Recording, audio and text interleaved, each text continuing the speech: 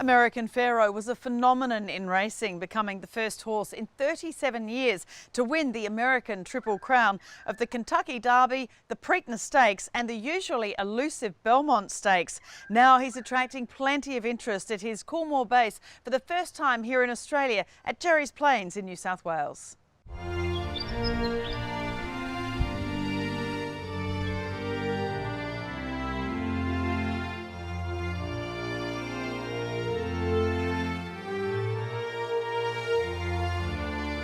American Pharoah rules the Derby!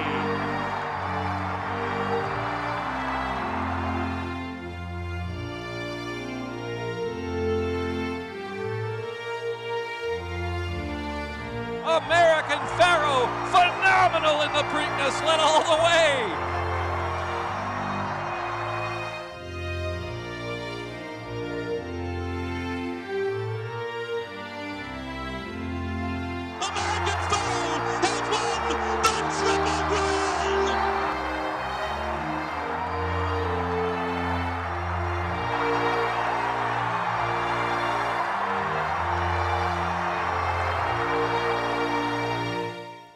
American Pharoah, he transcends racing and breeding, doesn't he? He brought so many people to the races in America, put racing in the spotlight too, and it's just fabulous to see him here at Coolmore Australia.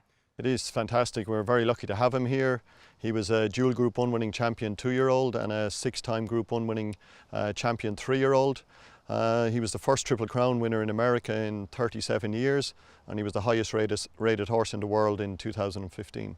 Well, as a horse, I mean, we go through right from the early days that when he was racing, he just had the wow factor, didn't he? I mean, that Del Mar Futurity, he absolutely bolted in at his second start. Yeah, in total he won 8 Group 1 races by combined margin of 38 lengths, achieving a time form rating of 138, which confirms he was one of the greatest racehorses of all time.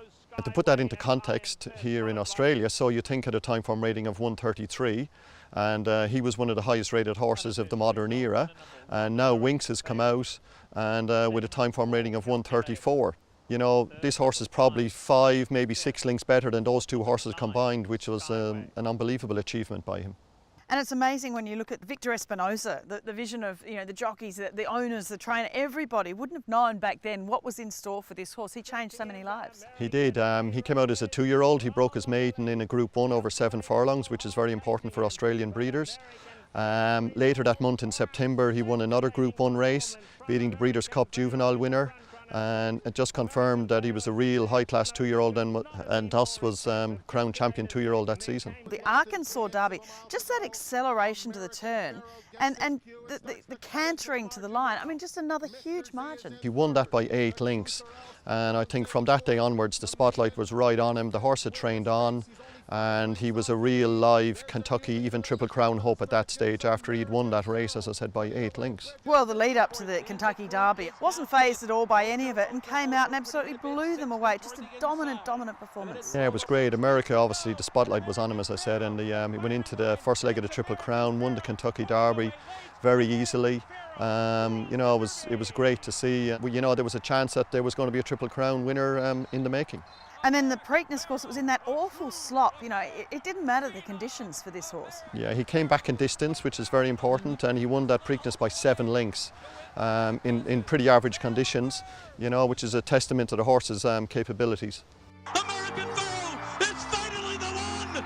American Pharoah has won the Triple Crown! The Belmont, the third leg of the Triple Crown, so many have tried, and as you said, first time in 37 years that it was actually achieved, and you know, it led them into the straight. The crowd reaction was just sensational. Yeah, he won the Belmont by 5.5 lengths in a very good time. His final 400 metres was run faster than any other Triple Crown winner. When you take into consideration that Secretariat had won the race by 31 lengths, it was another phenomenal race record. And America had their Triple Crown winner, which they were waiting for, as I said, for 37 years. It was just amazing. And then the Haskell, you know, he's won the Triple Crown. He comes out and he's still winning Group 1s. And again, absolutely eased down. Yeah, his win in the Haskell, I thought, was just a total walkover, and I thought it was one of the best 3-year-old performances I've ever seen in a Group 1 ever. He's an everlasting credit to the sport. American Pharoah has belted a Grand Slam in the Breeders' Cup Classic. He's not only a Triple Crown champion, but he goes on, beats the older horses, and in such a time-honoured race now, the Breeders' Cup Classic. He won the race by 6.5 lengths, but what was really impressive was he took 5 seconds off the track record at Keeneland, which was an amazing achievement by any horse. And he has that lovely straight hind leg, doesn't he? And as you said, that the power in the hindquarters that a lot of American horses don't seem to have. Yeah, he's got a sprinter's hind leg. It's a good straight hind leg, but that massive hip is, it's very rare you see that in an American horse. That huge girth, that great shoulder again. He's got a great gaskin, great forearm.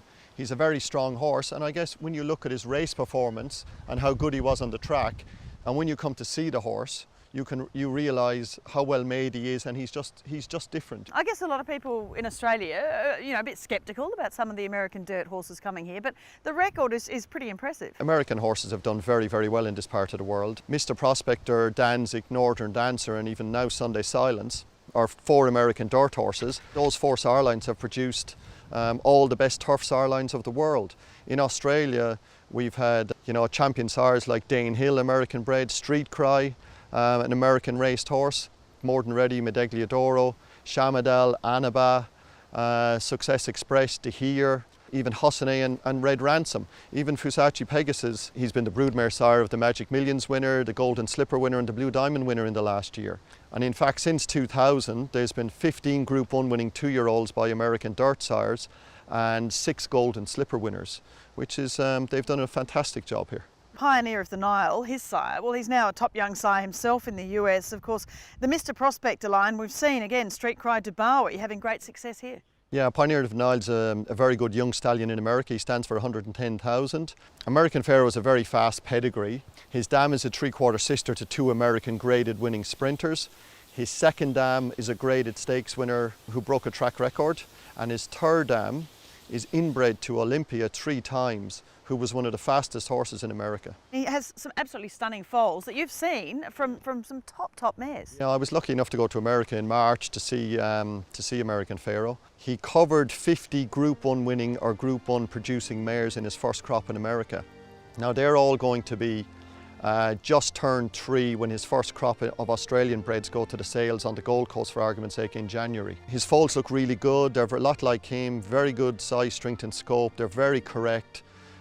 Big feet, plenty of strength and very good looking. His book reached capacity really the first day we announced him. At a fee of $60,000, he's represented great value for money here at Coolmore, and obviously all the leading breeders in Australia were accepting of that, and the horse is going to cover a great book of mares here in his first season and get every opportunity. It's a huge endorsement for the breeding industry of Australia that the Magner family have brought this horse out here. He's the first Triple Crown winner to ever leave American shores. And for the Magner family to have such faith in the Australian breeding industry, which they do, and the industry here going forward, it's fantastic for all of us. He's just a stunning individual, and I can't wait to see his babies next spring. Coming up after the break on Bred to Win, Vinery Stud's new stallion Star Turn, the 3-year-old colt who mixed it with the best horses in the land.